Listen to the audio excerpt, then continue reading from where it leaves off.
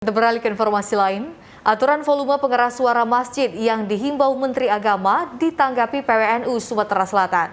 Dikatakan bahwa aturan dari pemerintah itu hanya untuk toleransi antar umat beragama.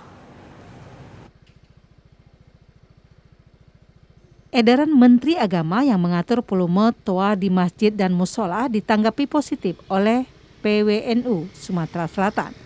Menurut Cak Amir, Ketua PWNU Sumatera Selatan, aturan menteri yang beredar terkait volume toa masjid itu merupakan hal biasa. Masyarakat tidak perlu bergejolak, malahan harus menelaah aturan dari Kementerian Agama ini. Mengingat Indonesia merupakan negara yang memiliki toleransi agama yang harus dijaga dan dihormati atas keberagaman agama.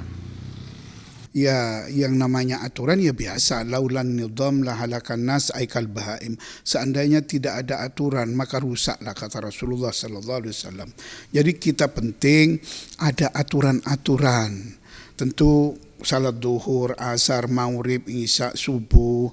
Ya, tapi dipelintir-pelintir. Sebenarnya tidak ada masalah. Sebenarnya mulai dulu di semuanya Menteri Agama dari awal sampai sekarang ya begitu. Tapi karena era digital saat ini tentunya ya dibelok-belokkan kanan kiri dan macam-macam difitnah. Padahal tahu sendiri Gus Yakut ini seorang putra terbaik kiai dan beliau juga adalah putra Nahdlatul Ulama yang terbaik di Indonesia.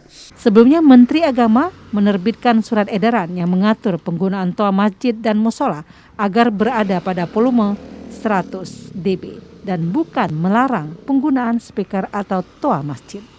Adi Gunawan, TVRI Sumsel melaporkan.